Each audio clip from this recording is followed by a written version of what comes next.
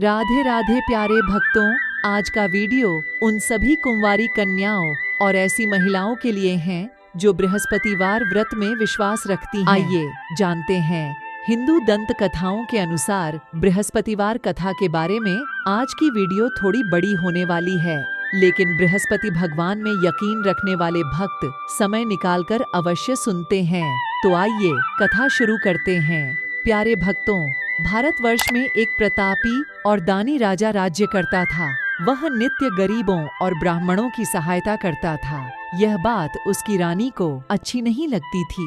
वह न ही गरीबों को दान देती, न ही भगवान का पूजन करती थी और राजा को भी दान देने से मना किया करती थी।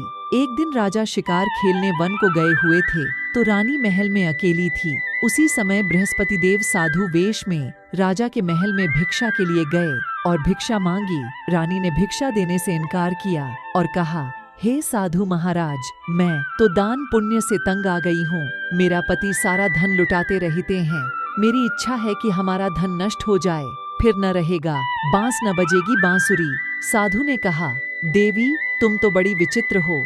धन संतान तो सभी चाहते हैं, पुत्र और लक्ष्मी तो पापी के घर भी होने चाहिए। यदि तुम्हारे पास अधिक धन है तो भूखों को भोजन दो, प्यासों के लिए प्याऊ बनवाओ, मुसाफिरों के लिए धर्मशालाएं खुलवाओ। जो निर्धन अपनी कुंवारी कन्याओं का विवाह नहीं कर सकते, उनका विवाह करा दो।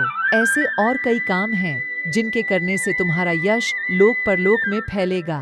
परंतु रानी पर उपदेश का कोई प्रभाव न पड़ा। वह बोली, महाराज, आप मुझे कुछ न समझाएं। मैं ऐसा धन नहीं चाहती जो हर जगह बांटती फिरूं। साधु ने उत्तर दिया, यदि तुम्हारी ऐसी इच्छा है तो तथास्तु। तुम ऐसा करना कि बृहस्पतिवार को घर लीपकर पीली मिट्टी से अपना सिर धोकर स्नान करना, भट्टी चढ़ाकर कपड़े धोना।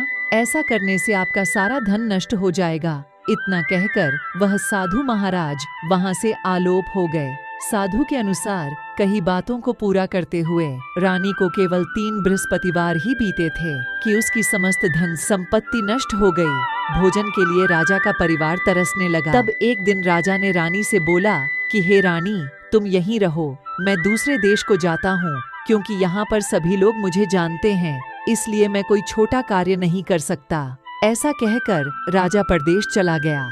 वहाँ वह जंगल से लकड़ी काट कर लाता और शहर में बेचता। इस तरह वह अपना जीवन व्यतीत करने लगा। इधर राजा के परदेश जाते ही रानी और दासी दुखी रहने लगी। एक बार जब रानी और दासी को 7 दिन तक बिना भोजन के रहना पड़ा, तो रानी ने अपनी दासी से कहा, हे दासी, पास ही के नगर में मेरी बहन रहती है। वह बड़ी धनवान है। तू उसके पास जा और कुछ ले आ, ताकि थोड़ी बहुत गुजर बसर हो जाए। दासी रानी की बहन के पास गई। उस दिन गुरुवार था। रानी की बहन उस समय बृहस्पतिवार व्रत की कथा सुन रही थी। दासी ने रानी की बहन को अपनी रानी का संदेश दिया, लेकिन रानी की बड़ी बहन ने कोई उत्तर नहीं दिया। जब दासी को रानी की बहन से कोई उत्तर नहीं मिला, तो वह बहुत दुखी हुई और उसे क्रोध भी आया। दासी ने वापस आकर रानी को सारी बात बता दी। सुनकर रानी ने अपने भाग्य को कोसा। उधर रानी की बहन ने सोचा कि मेरी बहन की दासी आई थी, परंतु मैं उससे नहीं बोली, इससे वह बहुत दुखी हुई होगी। कथा सुनकर और पूजन समाप्त करके वह अपनी बहन के घर आई और कहने लगी, हे बहन, मैं बृहस्पतिवार का व्रत कर रही थी। तुम्हारी दासी मेरे घर आई थी, परंतु जब तक कथा होती है तब तक न तो उठते हैं और न ही बोलते हैं, इसलिए मैं नहीं बोली। कहो दासी क्यों गई थी? रानी बोली, बहन, तुमसे क्या छिपाऊं? हमारे घर में खाने तक को अनाज नहीं था। ऐसा कहते कहते रानी की आंखें भर आईं। उसने दासी समेत पिछले 7 दिनों से भूखे रहने तक की बात अपनी बहन को विस्तार पूर्वक सुना दी। बहन बोली, देखो बहन, भगवान बृहस्पति देव सबकी मनोकामना को पूर्ण करते हैं। देखो, शायद तुम्हारे घर में अनाज रखा हो। पहले तो रानी को विश्वास नहीं हुआ, पर बहन के आग्रह करने पर उसने अपनी दासी को अंदर भेजा, तो उसे सचमुच अनाज से भरा एक घड़ा मिल गया। यह देखकर दासी को बड़ी हैरानी हुई।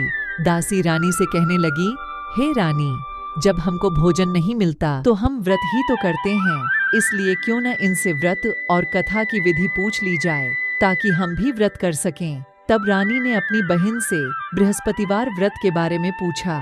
उसकी बहन ने बताया, बृहस्पतिवार के व्रत में चने की दाल और मुनका से विष्णु भगवान का केले की जड़ में पूजन करें तथा दीपक जलाएं, व्रत कथा सुनें और पीला भोजन ही करें। इससे बृहस्पति देव प्रसन्न होते हैं। व्रत और पूजन विधि बताकर रानी की बहन अपने घर को लौट गई। 7 दिन के बाद जब गुरुवार आया तो रानी और दासी ने व्रत रखा। घुड़साल में जाकर चना और गुड़ लेकर आईं। फिर उससे केले की जड़ तथा विष्णु भगवान का पूजन किया। अब पीला भोजन कहाँ से आए, इस बात को लेकर दोनों बहुत दुखी थे। चूंकि उन्होंने व्रत रखा था, इसलिए बृहस्पति देव उनसे प्रसन्न थे।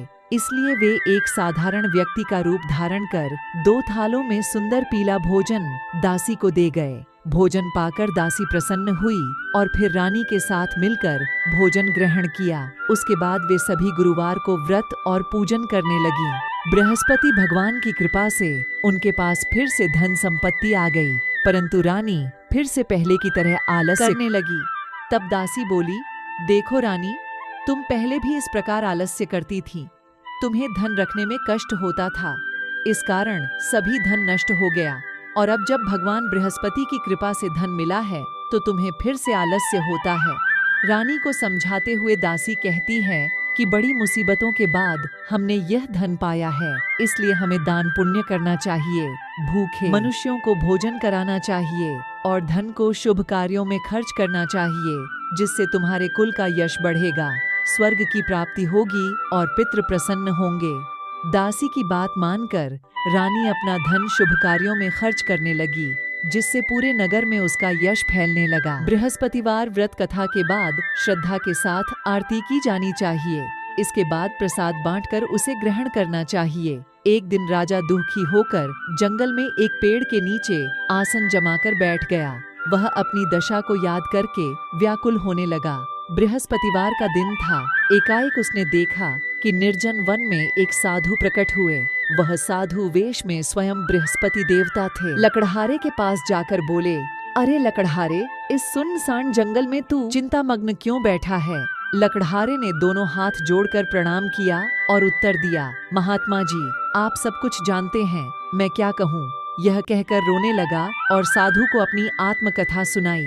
महात्मा जी ने कहा, तुम्हारी स्त्री ने बृहस्पति के दिन बृहस्पति भगवान का निरादर किया है, जिसके कारण रुष्ट होकर उन्होंने तुम्हारी यह दशा कर दी। अब तुम चिंता को दूर करके मेरे कहने पर चलो तो तुम्हारे सब कष्ट दूर हो जाएंगे और भगवान पहले से भी अधिक संपत्ति देंगे।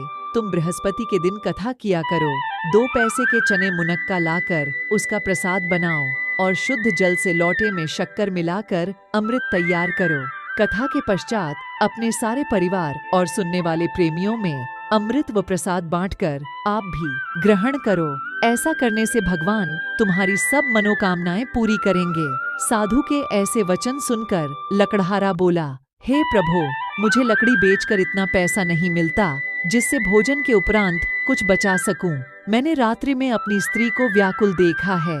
मेरे पास कुछ भी नहीं जिससे मैं उसकी खबर मंगा सकूं। साधु ने कहा, हे लकड़हारे, तुम किसी बात की चिंता मत करो।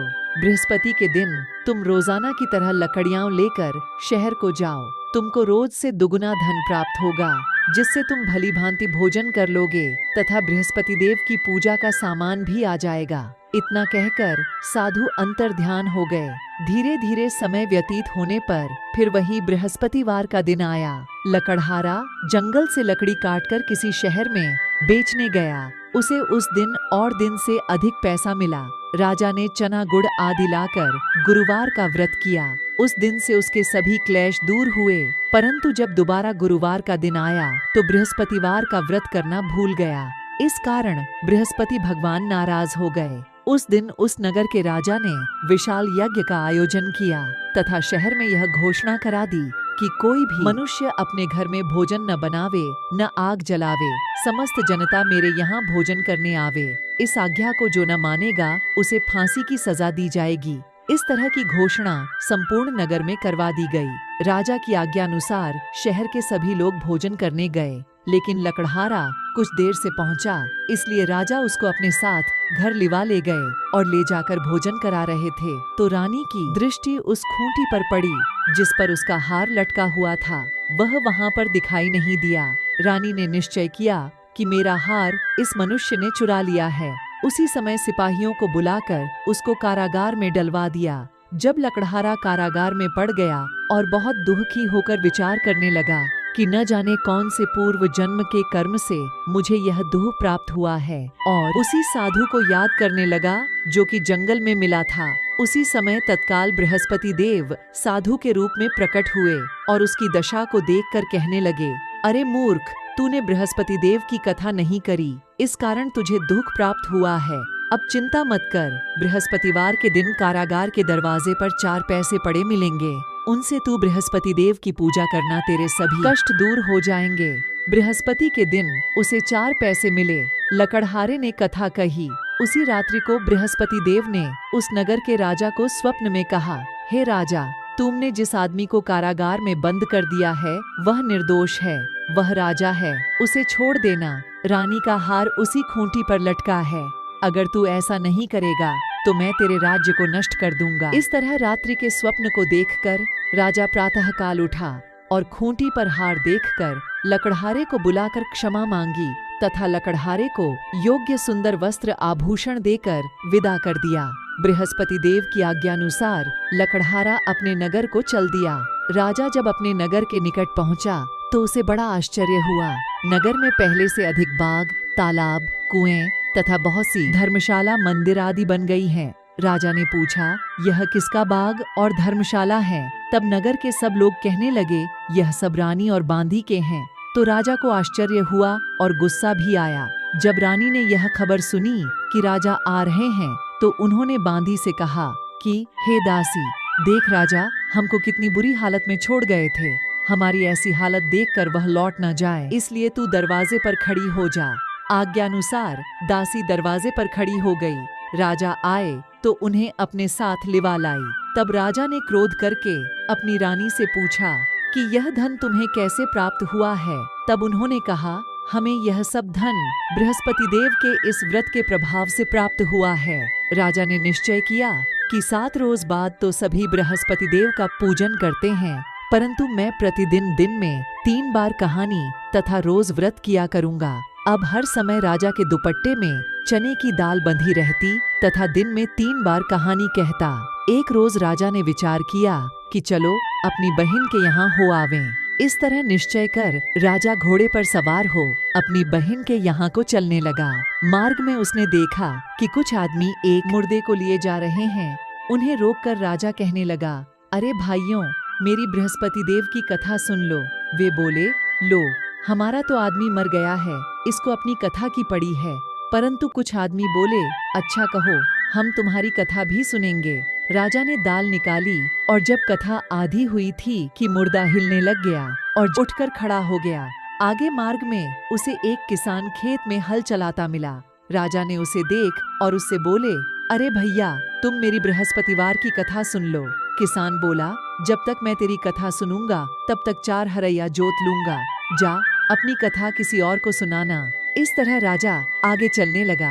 राजा के हटते ही बैल पछाड़ खाकर गिर गए तथा किसान के पेट में बड़ी जोर का दर्द होने लगा। उस समय उसकी माँ रोटी लेकर आई। उसने जब यह देखा तो अपने पुत्र से सब हाल पूछा और बेटे ने सभी हाल कह दिया। तो बुढ़िया दौड़ी दौड़ी उस घुड़सवार के पास गई और उससे बोली कि मैं तेरी कथा सुनूंगी, तू अपनी कथा मेरे खेत पर चलकर ही कहना। राजा ने बुढ़िया के खेत पर जाकर कथा कही, जिसके सुनते ही वह बैल उठ खड़ा हुए तथा किसान के पेट का दर्द भी बंद हो गया। राजा अपनी बहन के घर पहुंचा। बहन ने भाई की खूब मेहमानी की। दूसरे रोज प्रातःकाल राजा जगा तो वह देखने लगा कि सब लोग भोजन कर रहे हैं। राजा ने अपनी बहन से कहा, ऐसा कोई मनुष्य है जिसने भोजन नहीं किया हो? मेरी बृहस्पतिवार की कथा सुन ले। बहन बोली, हे भैया, यह देश ऐसा ही है कि पहले यहाँ लोग भोजन करते हैं, बाद में अन्य काम करते हैं। अगर कोई पड़ोस में हो तो देख आओ। वह ऐसा कहकर देखने चली गई, परंतु उसे कोई ऐसा व्यक्ति नहीं मिला जिसने भोजन न किया हो। अतः वह एक कुम्हार के घर गई जिसका लड़का बीमार था। उसे मालूम हुआ कि उनके यहाँ 3 रोज से किसी ने भोजन नहीं किया है। रानी ने अपने भाई की कथा सुनने के लिए कुम्हार से कहा। वह तैयार हो गया। राजा ने जाकर बृहस्पतिवार की कथा कही, जिसको सुनकर उसका लड़का ठीक हो गया। अब तो राजा की प्रशंसा होने लगी। भगवान बृहस्पति देव उसकी सदैव रक्षा करते हैं। संसार में जो मनुष्य सद्भावना से भगवान जी का पूजन व्रत सच्चे हृदय से करते हैं, तो उनकी सभी मनोकामनाएं पूर्ण करते हैं। जैसी सच्ची भावना से रानी और राजा ने उनकी कथा का गुणगान किया, तो उनकी सभी इच्छाएं बृहस्पति देव जी ने पूर्ण की थीं। इसलिए पूर्ण कथा सुनने के बाद प्रसाद लेकर जाना चाहिए। हृदय से उसका मनन करते हुए जयकारा बोलना चाहिए। बोलो बृहस्पति देव की जय, भगवान विष्णु की जय। प्यारे भक्तों, कल फिर मिलूंगी एक नए वीडियो के साथ। तब तक के लिए राधे राधे।